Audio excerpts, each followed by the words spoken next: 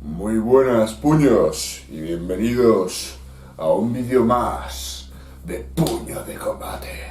Aquí Ragnar, el guardián de la cripta, y hoy os traemos los portentos malignos. Malignant Portents. Esta serie, en este caso de vídeos, está única y exclusivamente dedicada al trasfondo, puños.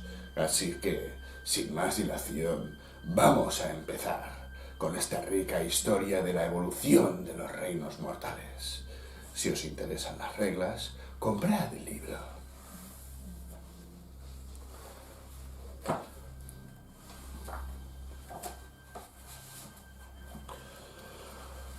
Todo comenzó con sueños inquietantes y luces antinaturales en el cielo. Muchas noches en vela pasaron, acurrucados por miedo a los espectros que acechan la mente. Y esa privación de descanso era en sí misma una maldición, puños. Los ánimos decayeron, las familias se fracturaron y los gobernantes se enojaron cuando sus súbditos cayeron en la distracción y los chismes. Decían que había algo en el aire, una maldición aún por llegar, una hora funesta que amenazaba con convertir la sensación de inquietud en una aura palpable de terror. Pesadillas hechas realidad se extendían por todas las tierras, prometiendo un destino mortal o el terror abstracto del olvido. A medida que las noches se hicieron más largas, comenzó el solsticio oscuro, una temporada de descontento que creció hasta cubrir con la sombra incluso del alma más vigorosa. En unas zonas del reino de la muerte lo llamaron el largo Hellsnatch o el Hensend. En las ciudades principales de Akshi comenzó a denominarse la ceniza asfixiante, mientras que muchos en Chamon lo denominaban el Glimmerdun. Abundaban los fenómenos extraños y cada viajero contaba una historia diferente. Algunas eran relatadas con las manos temblorosas y los ojos muy abiertos, y otras con un deleite mórbido. Los comerciantes y exploradores llevaban estos relatos y teorías siniestras a través de las Real Gates a nuevas tierras, solo para descubrir que los del otro lado tienen historias tan inquietantes como las suyas. Este periodo llegó a conocerse en las ciudades libres como la Era de las Tribulaciones, un nombre que le viene como anillo al dedo.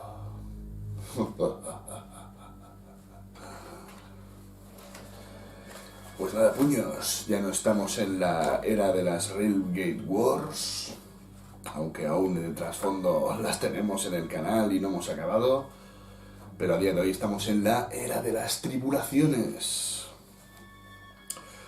Empecemos el trasfondo. Los reinos mortales. 8 realidades inmensas penden del vacío sin estrellas, cada una gobernada por un aspecto diferente de la magia primordial. Estos extensos mundos tienen un alcance enorme más allá de la medida de las mentes mortales, salpicados de antiguas maravillas y ruinas asoladas. Albergan peligros indescriptibles.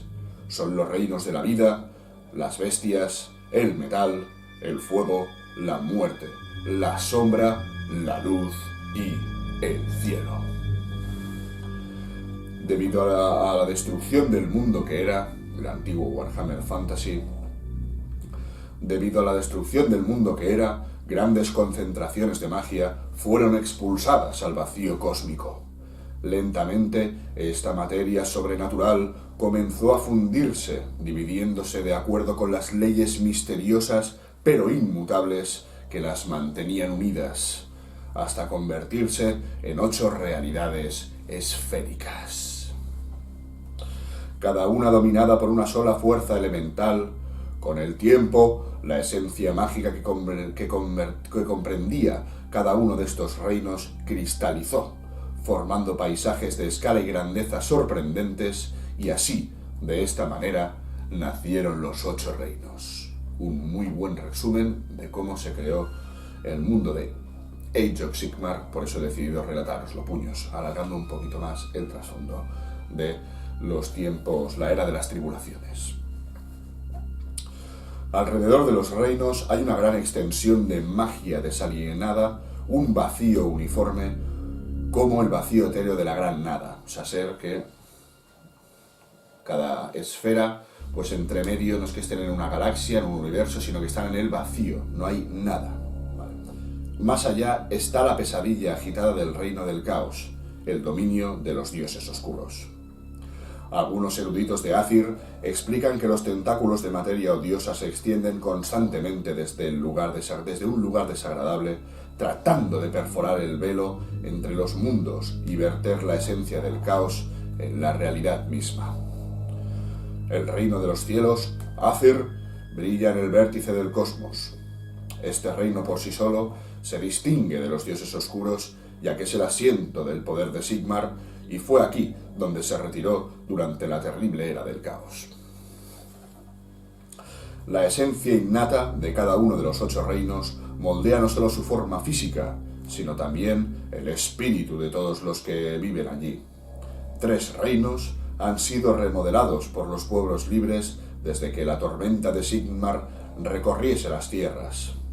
Aqshy, el reino de fuego, es un lugar de pasiones furiosas e intensamente fulgurante, dominado por cadenas montañosas volcánicas y mares hirvientes y restos de cenizas humeantes corrompidos por los estragos del caos.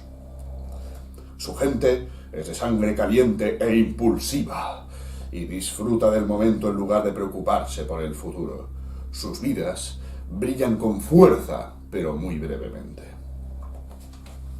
Chamon, el reino del metal, es una serie de subreinos a la deriva y océanos mutantes siempre cambiantes, unidos por vínculos místicos como la invención enloquecida de un alquimista omnipotente. Chamon engendra almas mercuriales. El cambio es constante en el reino del metal, especialmente desde que Tzeentch lo reclamó y lo deformó más allá de los límites de la cordura mortal. Los que sobrevivieron al flujo enloquecedor que el arquitecto del destino trajo a sus tierras natales han aprendido a aceptar el cambio de la existencia y la necesidad de adaptarse a su voluntad.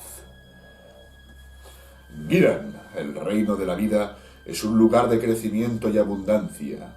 Aquí, las ciudades vivientes y ramas se extienden para saborear la luz del sol, mientras vastos océanos de hierba cristalina inundan el aire con sus melodías evocadoras.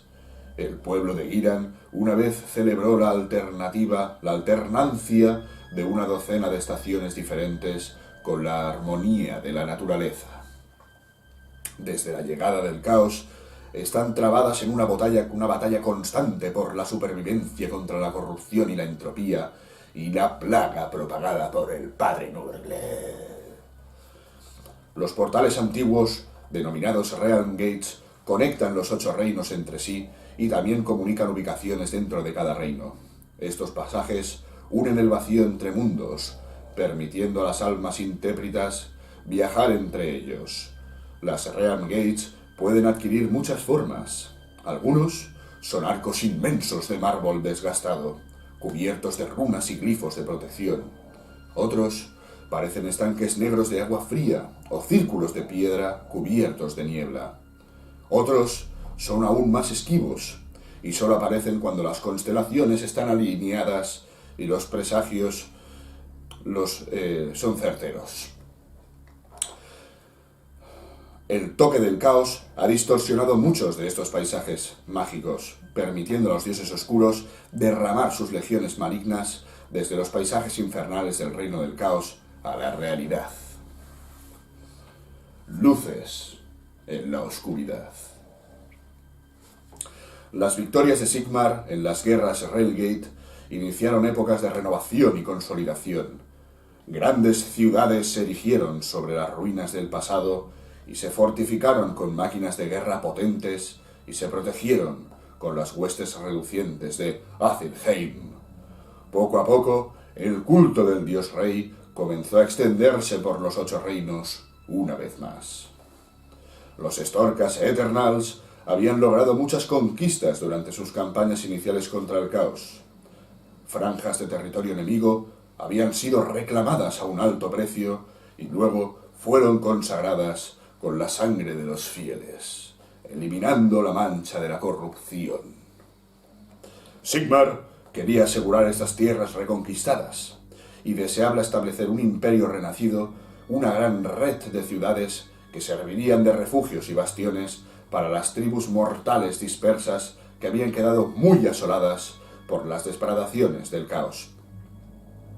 Esto no sería una tarea sencilla, ya que los dioses oscuros distaban de haber sido derrotados, y lanzaron nuevos ataques contra su dominio con bastante regularidad. Hammerhall, la ciudad de las 2 colas, fue la primera fundación del nuevo imperio del dios rey. Esta metrópolis se construyó alrededor de un portal inmenso situado entre los reinos del fuego y de la vida. En realidad, son 2 grandes asentamientos, gobernados como uno solo.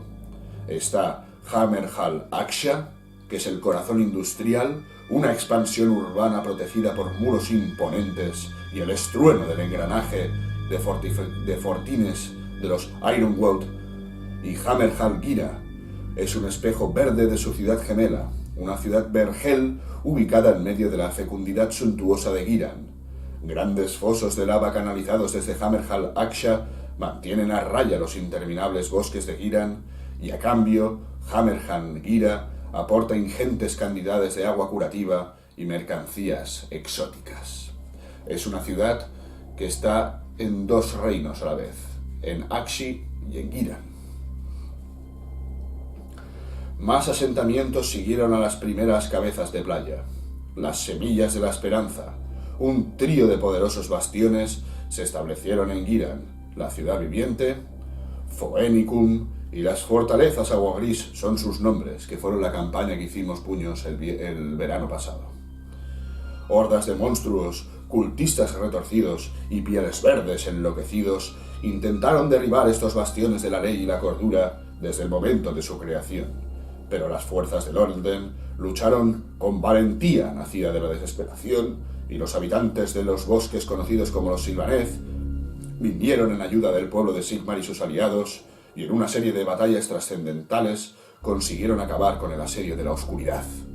Las Semillas de la Esperanza son más fuertes que nunca. Esto pinta bien para el orden, de momento, ya que llega la era de las tribulaciones.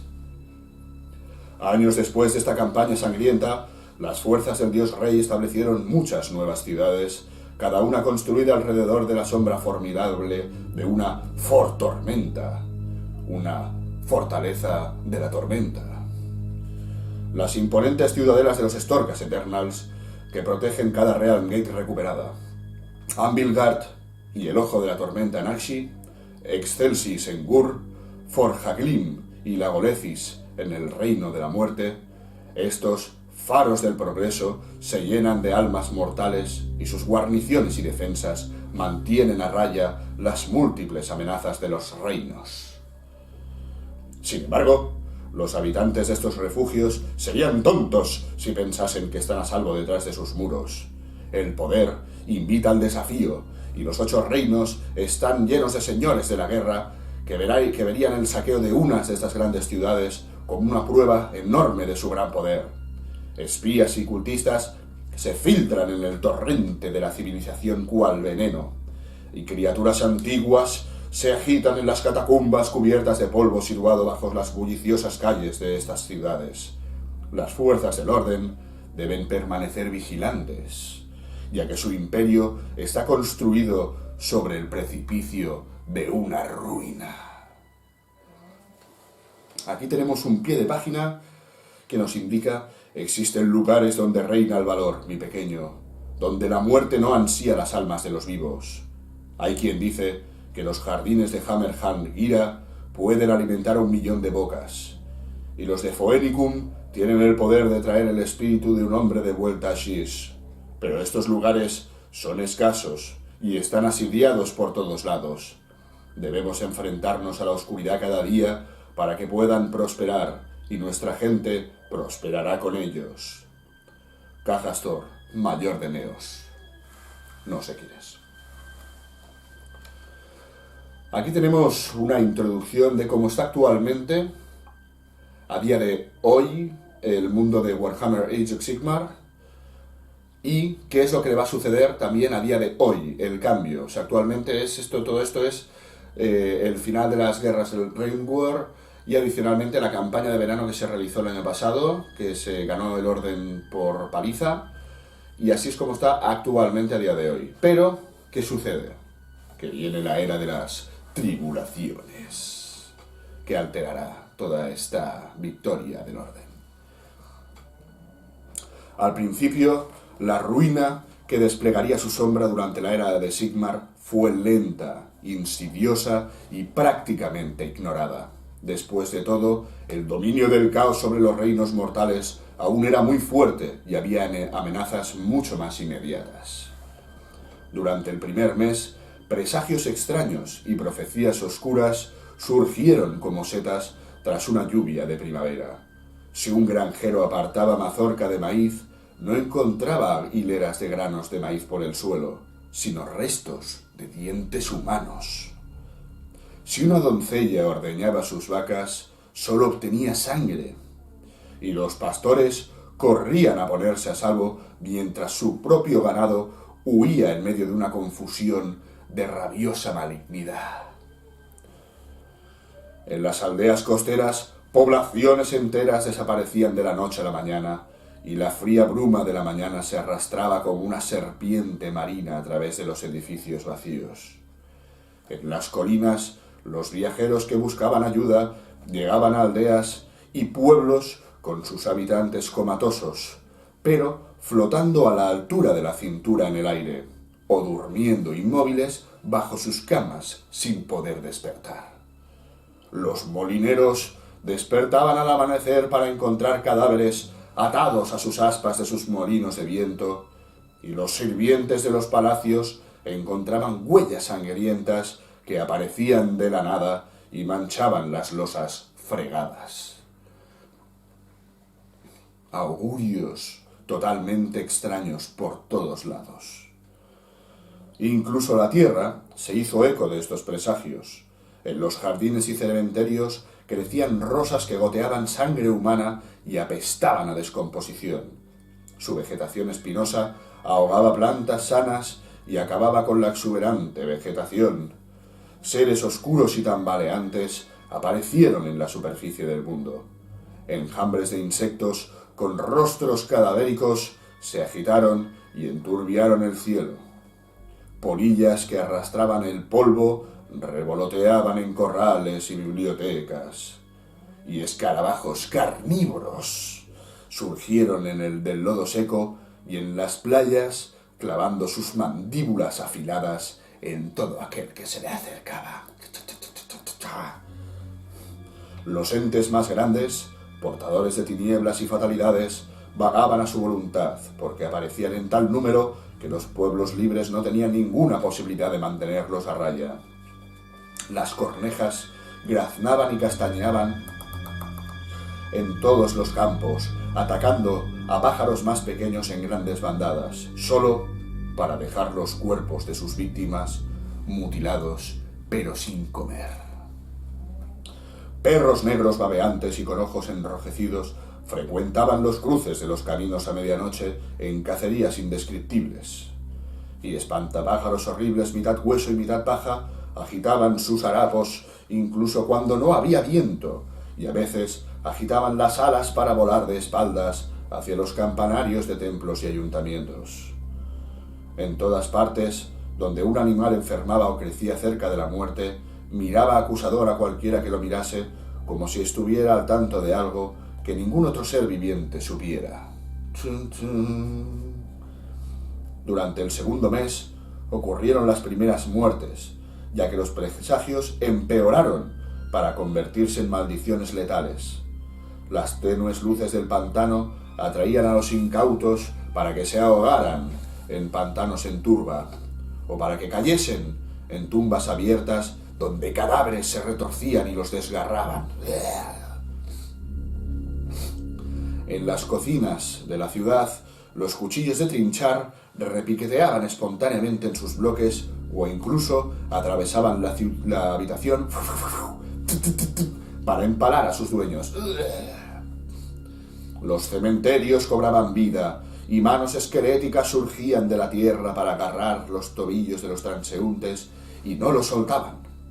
En esos lugares, las víctimas se convertían en cadáveres vivientes, agarrando a los que los perseguían hasta extender cadenas de cadáveres por muchos cementerios. Nadie podía negar que estos fenómenos estuvieran relacionados con Sish, el reino de la muerte, y en cada reino las supersticiones antiguas y nuevas se hicieron cada vez más populares. La reacción de muchos axianos fue quemar todo lo que brillara, llevando velas encendidas para poder cauterizar su piel, o incluso usarlas como prendas de vestir, creyendo que cada trozo chamuscado o resto de cera caliente provocaría una aguda punzada de dolor que los mantendría concentrados y vivos. Los de Giran, que adoraban el ciclo eterno, vieron que el ocaso conducía a la estación de la muerte como siempre, pero al buscar la bendita luz del sol del renacimiento y los brotes verdes de las semillas en primavera, no encontraron nada. Muchos giranitas hicieron ofrendas con sus escasos suministros de alimentos, esperando que el ciclo de las estaciones se renovase, pero sus gritos de ayuda no fueron escuchados, muriendo de hambre. Los de Sish conocían la naturaleza de los no muertos y respondieron con un sentido práctico pésimo. Unos envolvían a sus difuntos en vides de espino, otros excavaban para enterrar a sus muertos boca abajo en fosos profundos, o enterraban a sus parientes en jaulas de hierro para que en el caso de que se levantaran no pudieran atormentar a los que aún caminaban a la luz del día. Sin embargo, los discípulos de la muerte eran muchos y prosperaron en la oscuridad. Incluso en el Alto Azir se tuvo noticia de estos presagios amenazantes. Sin embargo, el dios rey tuvo poco tiempo para relatos de penurias e infortunios, porque sabía que su pueblo sufría de nuevos infiernos cada día en nombre de su gran causa. Solo cuando uno de sus generales de confianza se acercó a él visiblemente preocupado, Sigmar decidió actuar, y al hacerlo cambió el destino de los reinos mortales. La reacción de Sigmar a los presagios de la muerte que se extendían por todos los reinos mortales no era aventurarse en Sish para que Nagash le rendiese cuentas. Tampoco pretendía amasar sus ejércitos y enviarlos a ataques preventivos contra las fortalezas de los muertos. Sigmar ya no era un dios guerrero, pero luchaba con la ira como su arma y la furia colérica como su fuerza motriz. Se había vuelto sabio, impregnado del conocimiento fruto tanto de la derrota como de la victoria, y por ese motivo se había vuelto más poderoso que nunca. A ser puños, de golpe y porrazo, cuando todo parecía prosperar, pues empezaron a suceder fenómenos totalmente extraños de Expediente X, como todos estos que nos han puesto un centenar de ejemplos: rosas putrefactas que gotean sangre y matan la vegetación, muertos que se levantan, muertos que te agarran, animales que matan a otros animales por puro placer cuando no es su actitud habitual, gente en coma flotando en el aire, gente de poblaciones enteras desaparecidas. Bueno, una locura. Y pues los rumores vienen de Sish. Además, Sigmar no quiso hacer demasiado caso porque ya está ocupado con el caos y con las guerras de las Renegade War que ha realizado y de mantener su imperio de carácter, bueno, mantenerlo. Pero ¿qué sucede?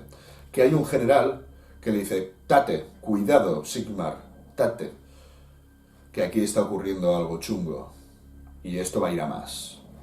¿Y quién es? Pues ahora lo sabremos. Vamos a leer. ¿Os apostáis puños? Hay algunos que dicen este, otros que dicen otro. Pues ahora os diré con exactitud de quién se trata, ya que aquí tenemos un recuadro que nos lo indica. Bandus Hammerhand despertó de su celda de meditación, jadeando entrecortadamente. Unos destellos chisporrotearon alrededor del corazón del Lord Celestan, mientras latía un rápido muy rápido su corazón, retumbando dentro de su pecho como un tambor de guerra que tocaba a carga. ¡Pum, pum, pum, pum! Había vuelto a tener la visión, otra visita de la figura de energía celestial pura al que él denominaba el hombre relámpago. Esta vez se había acercado más, tanto que podía distinguir sus susurros bajo el estruendo de las tormentas venideras. «No mires al horizonte», había dicho. «El peligro está debajo. Hay otra marea creciente, una marea de muerte». Las palabras resonaban aún en su cabeza, inmóviles, como si el hombre relámpago hubiera estado murmurando sus advertencias en la celda junto a él, y tal vez lo hiciera. Escenas morbosas inundaron la mente de Bandus, carroña devorando los páramos convertidos en mataderos, desiertos grises y áridos e inmensos remolinos que drenaban toda vida en un pozo inescrutable de nada. Todos los relatos populares de los distritos menores de Azirheim, todos estos mitos de viajero e historias recogidas que habían descartado sin más, quizás, y solo quizás, fueran simples rumores, sino las ondas de casualidad que se desbordan como anticipio de un grotesco y enorme cataclismo. Bandus se presionó la cabeza por el dolor que amenazaba con consumirlo. Se mantuvo erguido, inhaló el incienso de las células de meditación y concentró su mente. El Rey Dios debía ser informado de este presagio. Incluso después de tantas audiencias, la majestuosidad de la sala del trono de Sigmar aún dejaba sin aliento a Bandus. El aire bajo el techo abovedado era un cosmos forjado en miniatura, una constelación de energía cirita más pura. Allí, en el corazón de la gran cámara, estaba el dios rey, sentado orgullosamente en su trono. Plata estelar brillaba a su alrededor y llamaradas de energía se extendían para conectarse con el planetario dorado situado en lo alto. «Acércate, Bandus Hammerhand». La voz del dios rey era el estruendo de una guerra lejana. «No hace falta que te arrodilles, colega». Lo de colega no lo dice, pero suena un poco así, ¿eh? «No hace falta que te arrodilles, colega». «Mi señor», dijo Bandus, «vengo a avisarle de portentos terribles, pero para mi vergüenza no tengo pruebas, solo puedo pedirle que me escuche». «¿Qué has visto, hijo de los cielos?» Bandus le habló de sus visiones, sus miedos y las consecuencias de un fracaso que no podían tolerar. Le habló de la perdición inminente, de la visión de unas ruinas y de un reino roto hecho en 1000 pedazos, pero sobre todo le habló de la muerte. «Estas son las verdades que aún están por llegar», concluyó Bandus. «A menos que las convirtamos en falsedades». Sigmar no dijo nada y meditó durante tanto tiempo que Bandus se sintió empequeñecido por el silencio. Entonces el dios rey asintió. Se puso de pie y caminó hasta la sala del trono hacia la alta escalera de Sigendil, que es la estrella que está arriba del palacio de Sigmar. Warscryer's Citadel, que son estas de aquí, que en este caso son estas nuevas que han sacado en su workshop, pues aquí nos van a hablar qué es esto, de dónde viene y para qué sirve.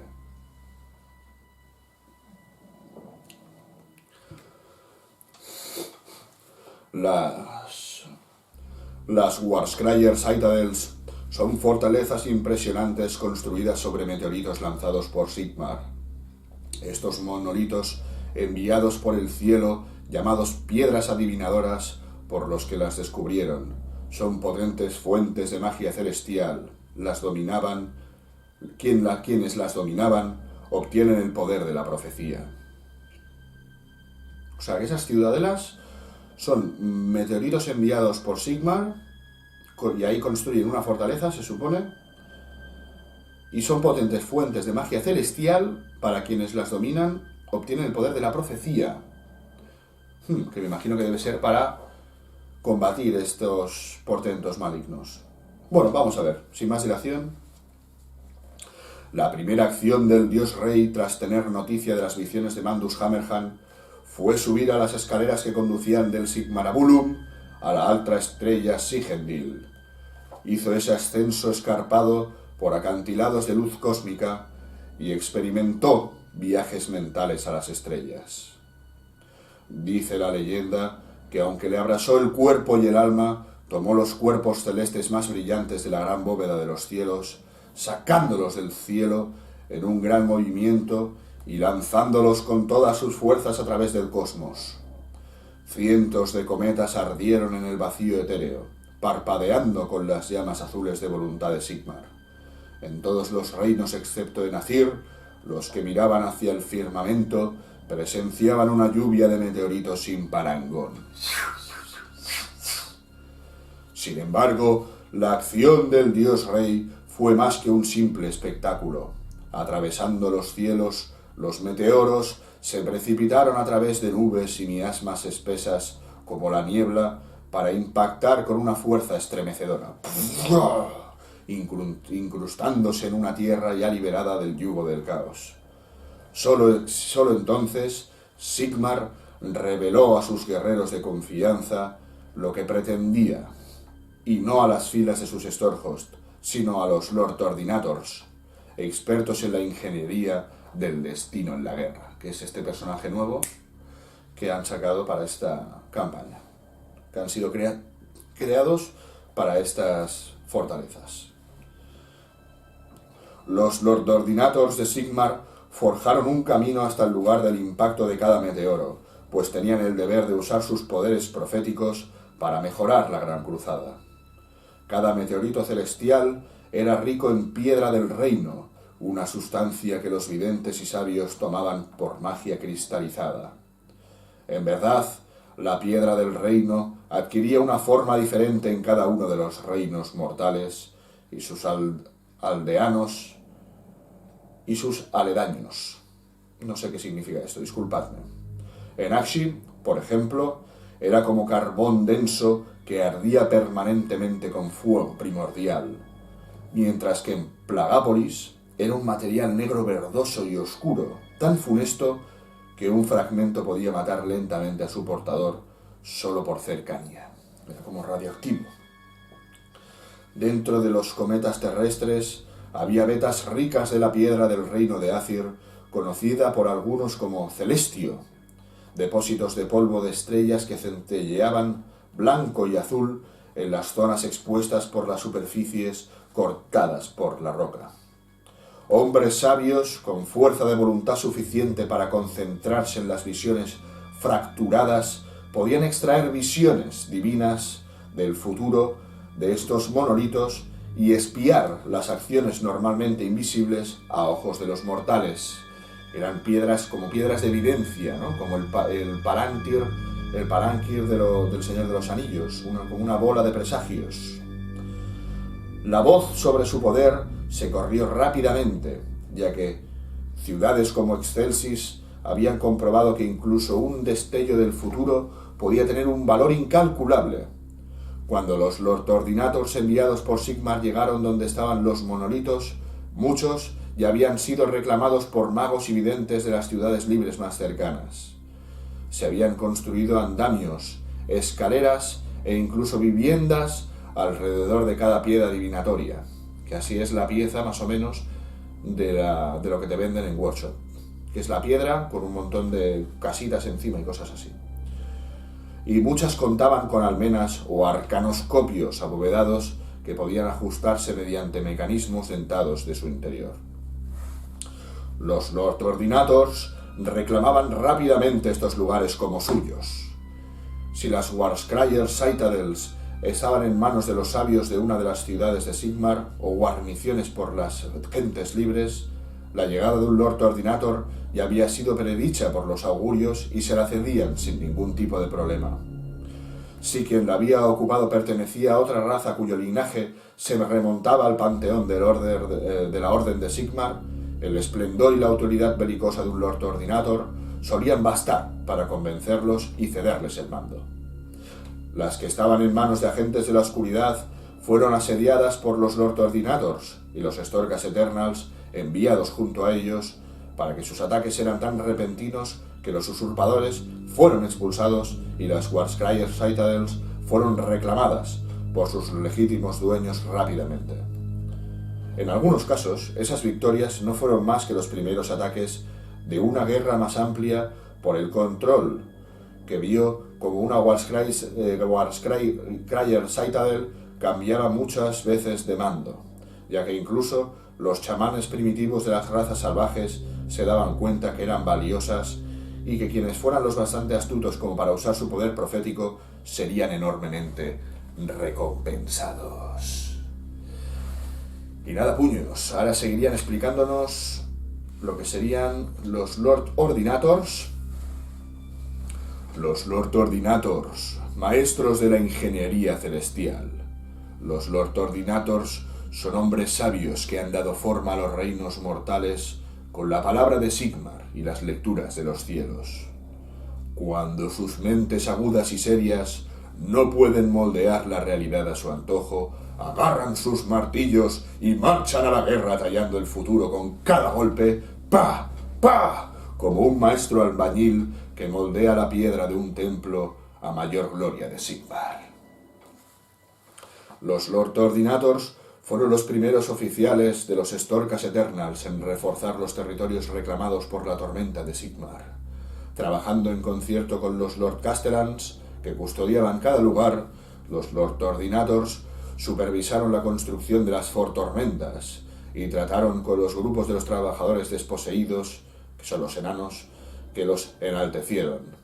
Cada uno de esta combinación de ingeniero arcano y profeta celestial, los Lord Ordinators tienen la misión de ayudar a moldear el futuro según la voluntad del Dios Rey a través de la observación de estos dos deberes sagrados.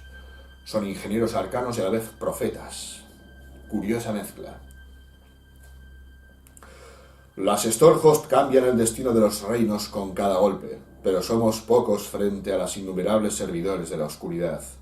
No podemos desfallecer, ni perder el rumbo, porque debemos moldear el futuro con martillo, espada y rayo. Borrus Starstrike, Lord Ordinator de los Hammers of Sigmar. Ya sabemos que el temático de los Hammers of Sigmar es Borrus.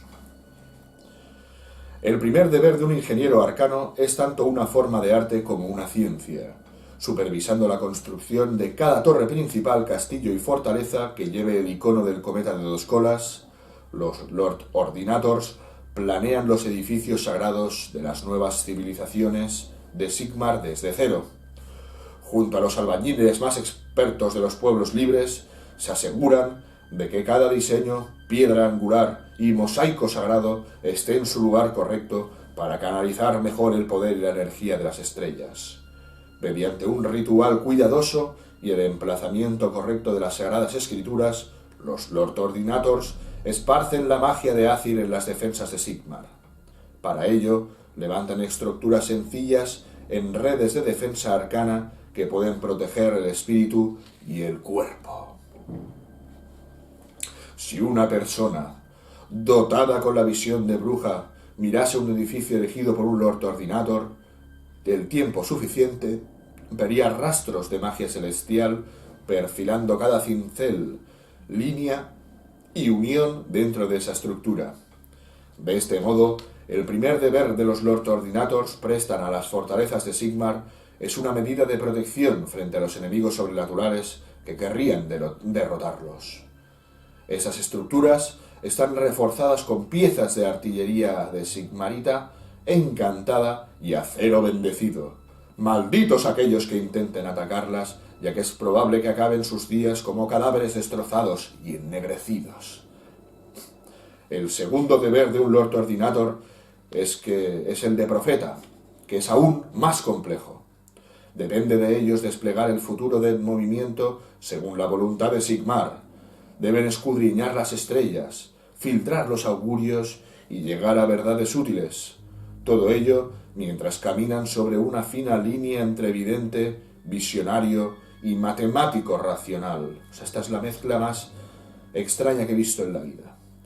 Deben ser los maestros del planetario dorado, el cosmógrafo, el arcanoscopio y la aguja de la adivinación, aplicando una lógica estricta, dando saltos de fe si es necesario.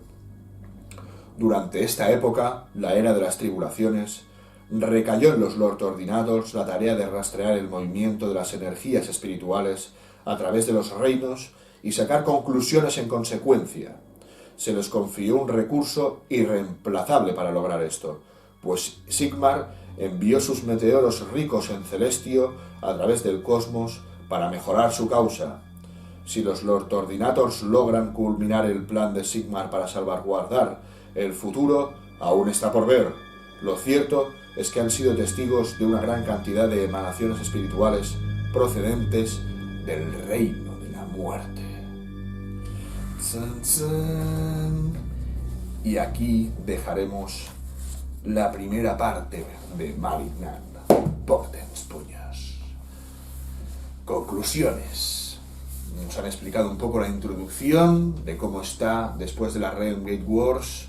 Está la cosa ahí que el orden se está afianzando, está creando bastiones, fortalezas con un éxito abrumador, pero no pueden ceder ni un milímetro la atención por parte de Sigmar y sus aliados, ya que el caos no está ni mucho menos derrotado. Adicionalmente, mientras sucedía esto, augures y presagios muy chungos sucedían por los 8 reinos.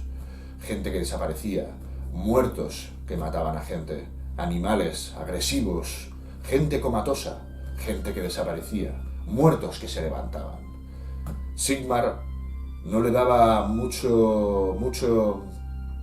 importancia a estos efectos, ya que lo dedicaba a presagios, infortunios puntuales, mala suerte, para decirlo de alguna manera. Pero Bandus, tras tener una visión de esa psique, de esa voluntad suya, el señor Rayo, digamos, le ha indicado que no, que estos son la mariposa que agita las alas y en el otro lado crea un huracán devastador, ¿de acuerdo? Esos son los presagios de un gran cataclismo. Sigmar, ya que se lo dice Bandus, se lo toma con seriedad y desea prevenir, lanzando estos meteoritos de celestio que tienen esas propiedades vivenciales que conjunto con un nuevo personaje, que son los Lord Ordinators, que son estos ingenieros arcano-matemáticos proféticos que tienen el poder de erigir estas Warscryers Citadels, de estos meteoritos que ha lanzado Sigmar, y utilizarlos pues mirando las estrellas con telescopios, con agujas de adivinación, pues adivinar estos portentos, localizarlos, para poder en este caso estudiar de dónde vienen, por qué vienen, qué lo causa y qué es lo que va a ocurrir.